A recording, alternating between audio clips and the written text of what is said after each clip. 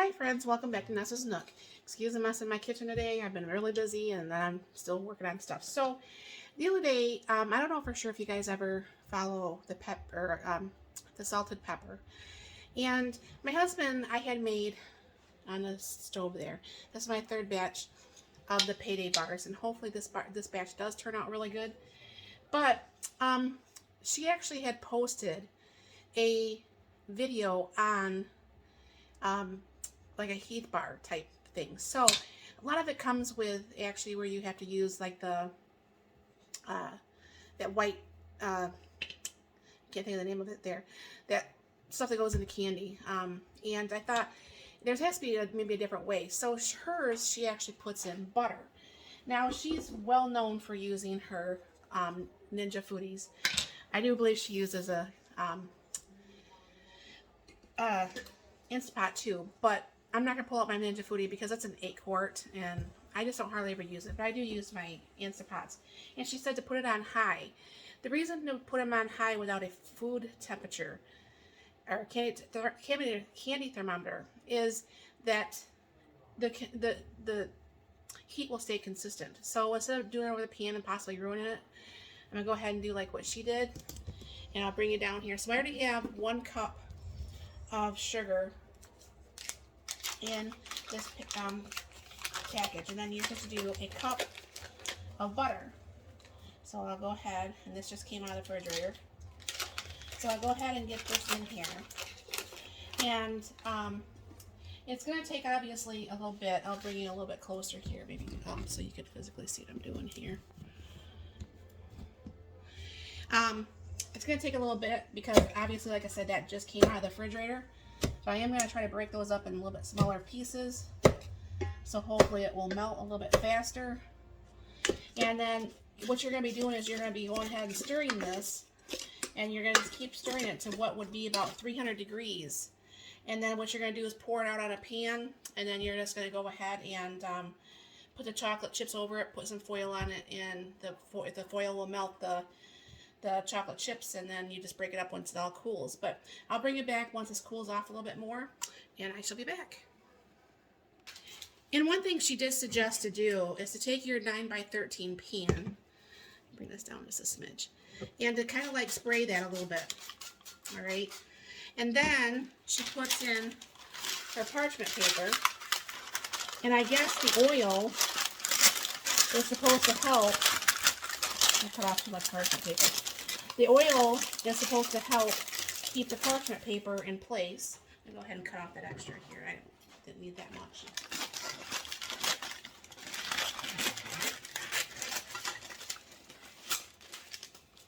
And now I'll put this back down, and then this will just get ready.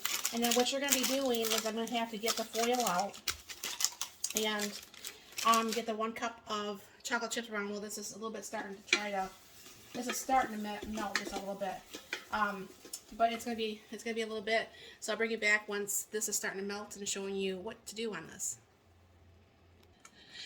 Okay, I'm not for sure if you can see this or you can see the temperature. The temperature right now is at 220 degrees, and you're supposed to just keep stirring and stirring and stirring and stirring and stirring, and eventually once it gets to like 300 degrees. Then it's ready to have like the vanilla, the 2 tablespoons of vanilla, and see how close it is to getting. It's like at 220 right now. I mean, obviously, I could have done this on the stove, but like I said, she said that the Instant Pots and the Ninjas stay a consistent heat, and that's what I was going for. And my husband, his favorite candy bar is actually a Heath bar. So he was very excited when I found this. And he's really wanting to try some really bad. So hopefully this does turn out, because, you know, that's a lot of butter, and butter is extremely expensive. But, you know, so is candy bars. I mean, I can't believe the small size candy bar. Oh, that's just not. Seems like it's coming together better than that, but that's not saying it is.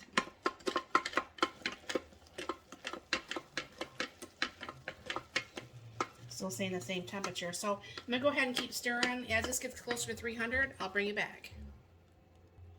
Alright, I just put in some of the salt. And I'm going to go ahead and put in the 2 tablespoons of vanilla. That made it nice and brown really quick here. And the temperature is about 280 degrees. So this is just about ready to be dumped.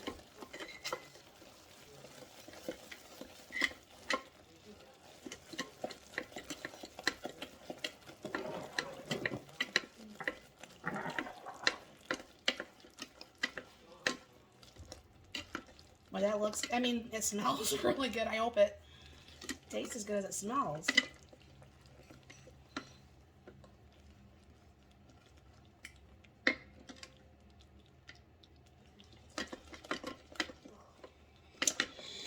I'll bring you back once it gets closer to 300 here.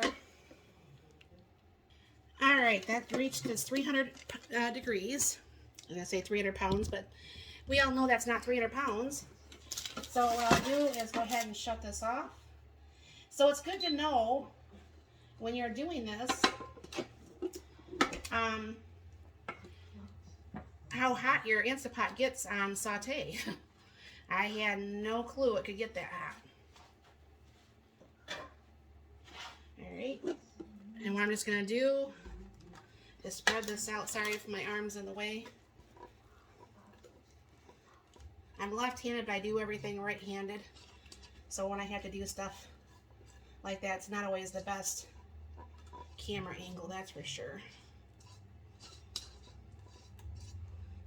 Alright. And as you said, to spread this out about as even as you can get.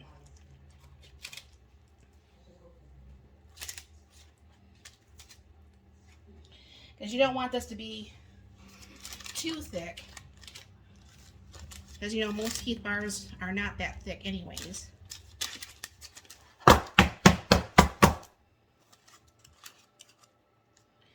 And then I was wondering how people were getting some of these, because you know, like, I'm not a big dessert person.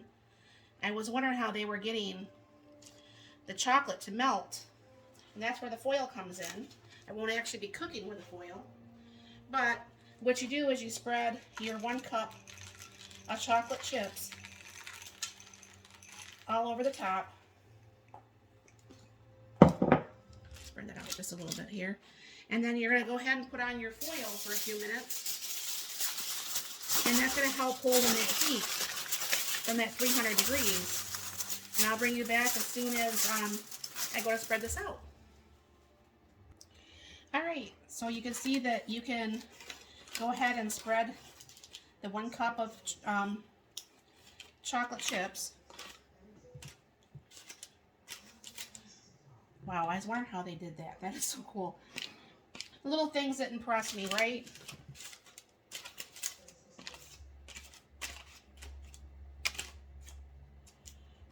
Alright. Make sure that's all covered.